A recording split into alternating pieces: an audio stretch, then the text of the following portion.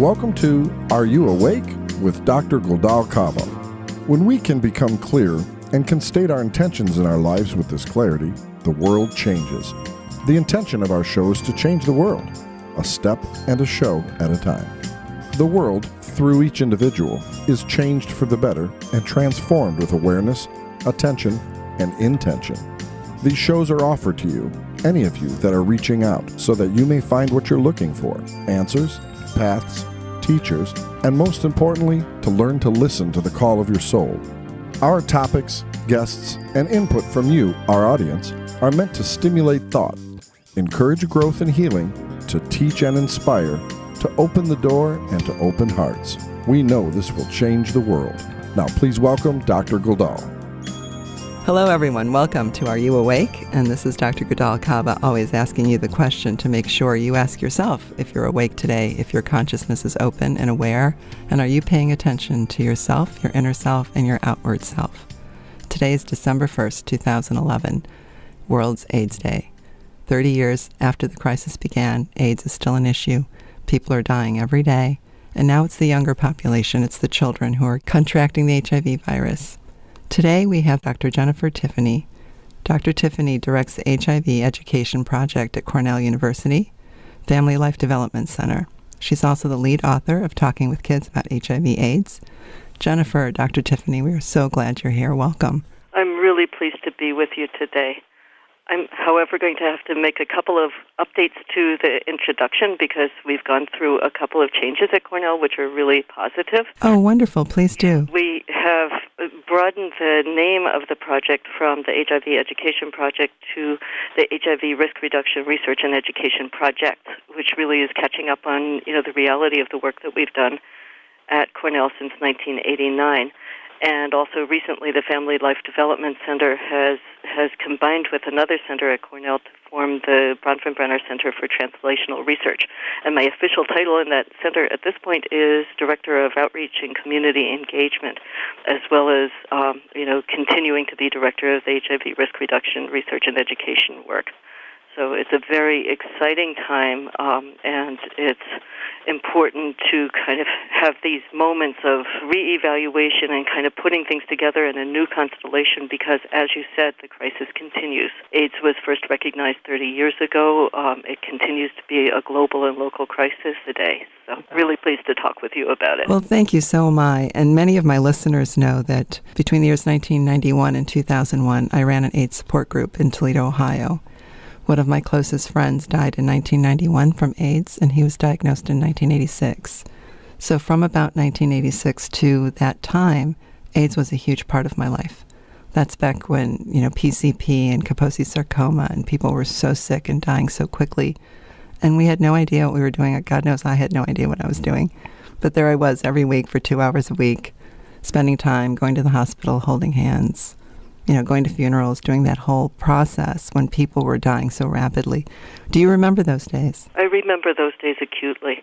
Every once in a while, and I think probably especially, right around World AIDS Day and around some other anniversary dates in the year, I have this, I just kind of do, it's an inventory. It's really visiting with people I've known who were part of my life who contracted HIV, developed AIDS, and passed. And, there are all categories of people in my life. A neighbor, someone I went to high school with, relatives, close friends, colleagues, children of friends and colleagues. I mean, it's just, it's an epidemic that has touched all of us. One of the first projects that we started at Cornell was a project that was working with parents and guardians about how to talk with their children and their teenagers about HIV/AIDS. And that, sort of two things I want to say about that. One was that the reason I got involved with that project was I'd been, here's where our lives overlap a lot. From 1987 to 1989, I had made the transition from being, a concerned person who cared about HIV to being someone who worked, more than full-time, all week, building local responses to the epidemic, trying to work on education, trying to work on developing communities of care, educating healthcare providers, and trying to get the system to work with the people living in and around Ithaca, New York, who had HIV, who were infected, who were dealing with symptoms, and also people who were affected. People who loved people who were living with HIV, family members, friends, people who were like you, providing support. And it is 24 hours a day, 7 days a week. It doesn't Exactly, end. very literally. Because especially when you're working in kind of crisis footing, if somebody gets sick and they need to go to an emergency room and you sit in the emergency room for 8 hours, there's the day. That's right. But in 1989, up to that point, most of the people that we'd worked with who were living with HIV were in their 30s and 40s, maybe 50s. They were connected to kids, they were parents, but they weren't young people themselves. And then in the spring of 1989, I got calls from young people who were 17, 18, 19, 20, 21, who had just learned that they had HIV or that their symptoms had escalated. And they were given this, complete misinformation by doctors at that time. They were told, you've got HIV. I know you feel well today, but write a will, get ready. You're going to be dead in 6 months. 6 months. That was always the time. The expiration date was 6 months. People always said that. Always and 6 months. Fortunately, a lot of times it was so far from true. But, so it was my job as kind of coordinator for a local project to, find a safe place to go and sit down with young people and, talk them through, because the ground had just been, it was like the biggest earthquake in the world. The ground shook under their feet. They didn't know if they could tell their families, their coworkers, their friends, and so forth. And it was such a mixed bag, because I, too, worked with families, and some families were very willing and accepting and loving, and I know many people that had absolutely nowhere to go, and that created a whole other paradigm of what to do and how to help people. I can remember being in the hospital one time, 3 days round the clock, up and down the hallway. I had 12 people I knew in different stages of crisis, and the nurses all wearing gloves, not being able to touch them, and the tears and the things that came through, the pain of that. It's a very touching time. But things are very different today. Yeah. Although, one of the, where the difference came from was people like the young people that I met with in the spring of 1989. And what they, the message that they needed to talk through, their history, what had happened, how they got infected, what was going on today, where they, how they could kind of have ground under their feet and get the support they needed and talk to people that they needed to talk to. But one message that I got as somebody who had gray hair at that point was that, my generation, our generation, had let them down. Their parents, their teachers had basically said, okay, get it right on the quiz, but this has nothing to do with you. HIV isn't something that affects people that we know, not people like us. Right. And so they'd been told to just know it in your head, but don't worry about it in your heart. And, certainly don't go out of your way to protect yourself, because what do you need to be protected from? This doesn't happen to people like us. And so what they kind of put on me as an older person was, how does our generation, step up better and start to break the silence? So I went out and started working with Cornell to develop this Talking with Kids About AIDS project. And what we found among the parenting generation, the parents, the guardians, the aunts, the uncles, was that they, like you and I, had already been directly affected by AIDS, but they had no way to break the silence about it. It was just, hearing that a cousin or a friend from high school had passed, and then finding out that they had passed because of HIV, and they had kind of, disappeared out of our lives, and it was all this, this sadness and sometimes anger, and it's like, why'd they go away? Why didn't they trust me with this knowledge? And so that a young person comes home from school and says, I'm learning this stuff, and they get this ballistic, ridiculous reaction because the parent, the adult, is silent. There's so much silence at home. That's absolutely right. So you've been working then with children and educating children for how many years now? Well, I've been working mostly with parents as the intermediaries. And this project is now almost 23 years old. That is amazing. Good for you. I had some children come through my door, but mostly I worked with men and with women that had children, women that were infected that had children. How many children today are infected with the HIV/AIDS virus? to break it out, I'm not sure I could give you an exact number. Globally, there are more than 34 million people living with HIV, and I would guess that about half of them are under the age of 24. The number has changed. Yeah. In terms of new infections globally, there are, 2.5 or 3 million new infections globally. The good news is, and this again is change coming from work by youth and for youth and with youth, is in many of the countries that have been most intensively impacted by the epidemic, the numbers of infections are dropping. In other countries like our own in the United States, it's like we just stay flat. It's like 50 or 55,000 people get infected every year. Yeah, that number's been the same for quite a while. It's been the same for a really, really long time. That's really interesting. If you think about it, there's about 1,200,000 people living with HIV in the United States right now, and probably about 1 in 5 of those people don't know that they're living with the virus, and therefore don't have the power to, the knowledge is power. And when you know that you have HIV, there are treatments that are tremendously effective in terms of helping to promote health and helping to stem the epidemic as a whole. Well, the education piece is so important because, especially young people, they like to pretend it's not happening to me. So they're going about and infecting others. And even if they do know, when they don't share, that whole piece is still a dilemma that we have today. Very difficult. And what concerns me, one of the reasons I wanted to do this show this year on the 30-year anniversary is when it was a pandemic and people were dying rapidly, it was in the news all the time. We don't hear about it anymore. We hear about other sexually transmitted diseases with young, HPV and herpes, but we don't hear about HIV in the way that I think we still need to, given the numbers. And I think to some extent that that has to do with how we deal with new information. Because what we try to do to work within our community-based workshops is to get people to see the big picture, to see HIV/AIDS as kind of a crossroads issue that is heavily impacted by homophobia and by poverty and by judgments that people make about young people and by young people being cut off from resources that they could access and could benefit them in terms of controversies about teaching about condoms in schools or accessing condoms in schools. It's fairly easy for you and me to say, well, young people, don't believe it can happen to them, and that's special about young people. I'm not sure I'd say that anymore. I see young activists all the time, going out and taking the message to, other youth and to adults. What's the title of your show?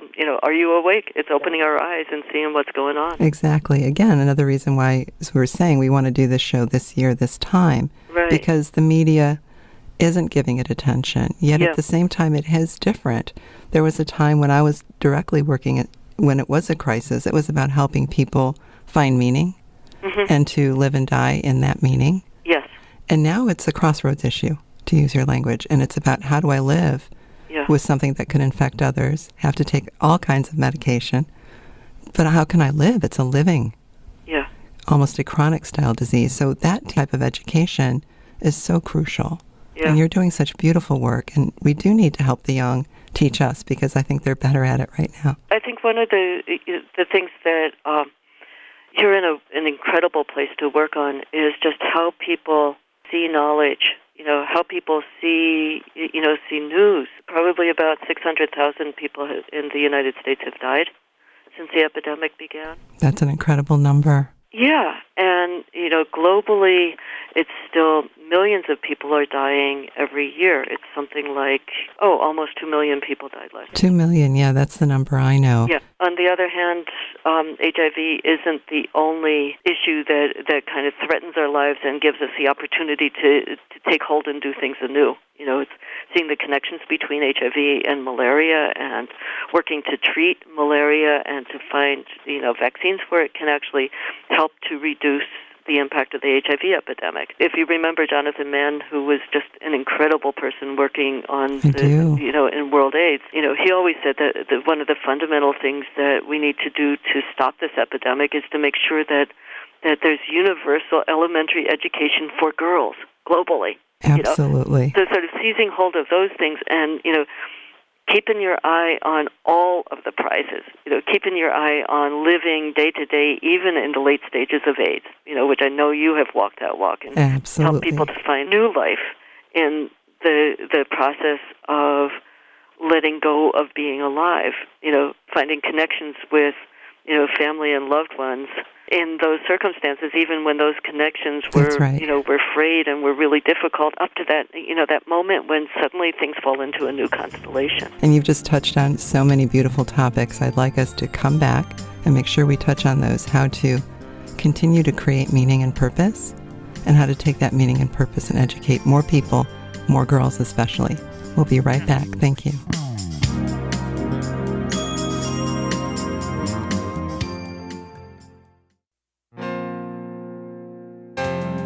Internalized stress can cause our bodies to become weak, less productive, and can cause illness. Finding wellness can be difficult. Dr. Goodall is pleased to introduce a product to assist in bringing you to this wellness in a manageable, efficient, effective way. This is Dr. Goodall's Inner Peace Method for Awareness, Activation, and Enhancement. The first set within the Inner Peace Method includes a CD with exercises and a sacramental liquid copal, which will unite your body and mind, bringing clarity, health, and presence. A multidimensional shift. Discard your emotional and physical burdens. Go to innerpathicprocess.com and order your set of peace, presence, and balance today.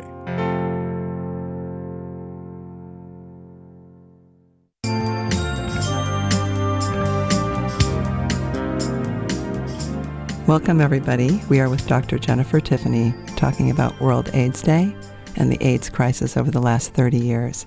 Dr. Tiffany, I know that you said that we wanted to make sure to talk about transmission, mother-to-child transmission, before we wrap today. So why don't we pick up there? One thing that I just wanted to talk a bit about is there are many success stories, and it's really important to build on successes. Oh, I agree. And I'll actually come back to, another place where we, in the past, had successes and let them go.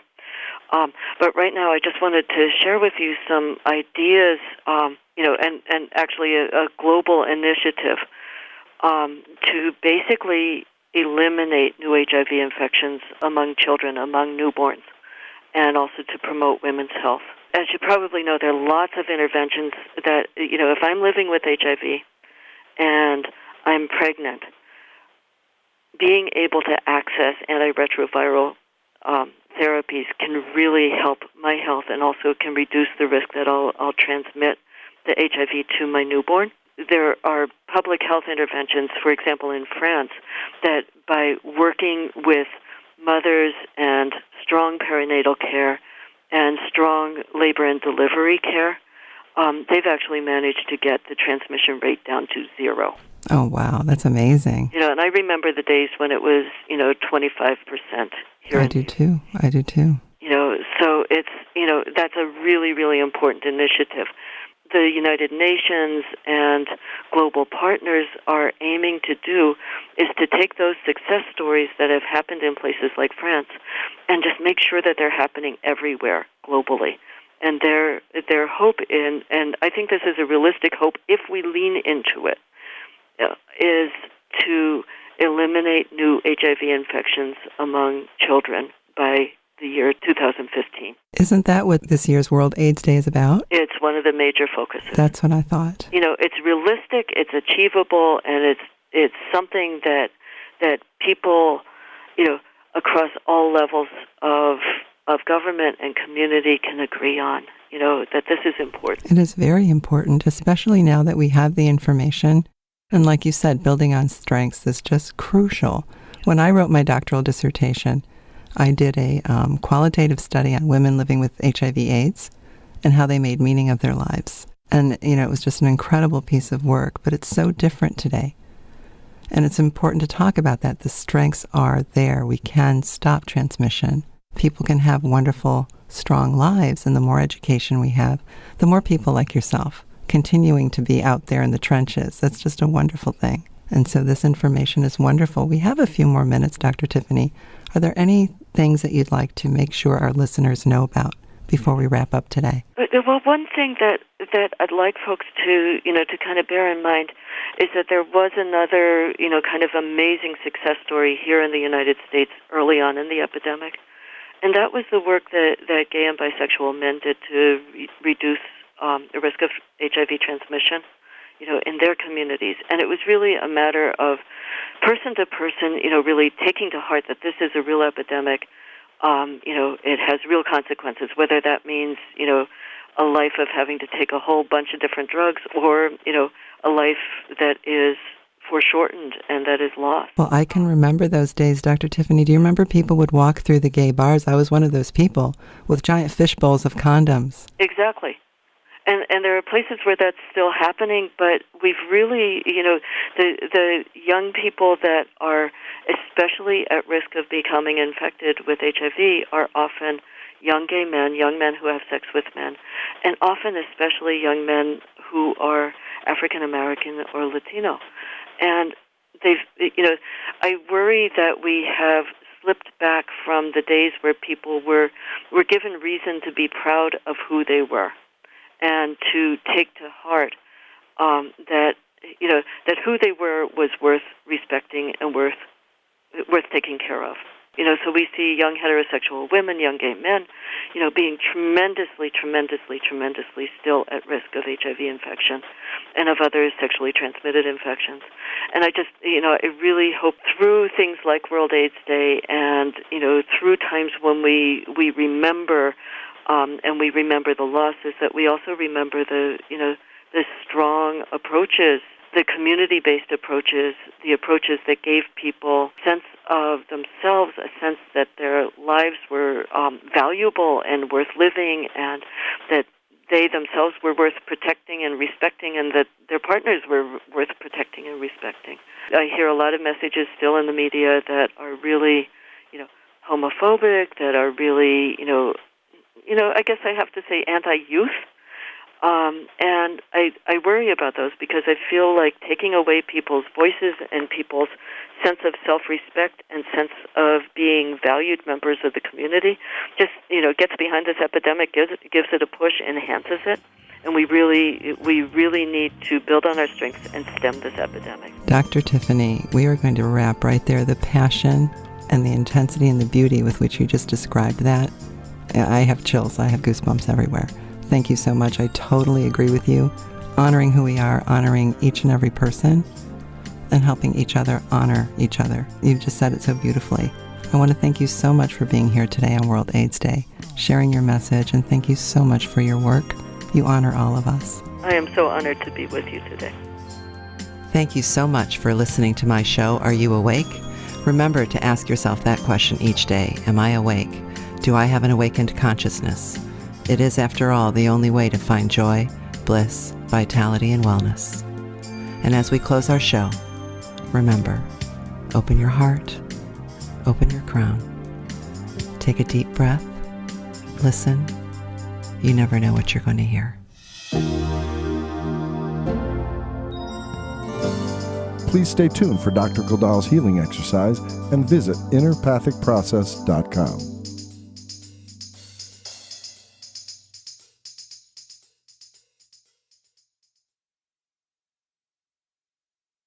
Welcome back.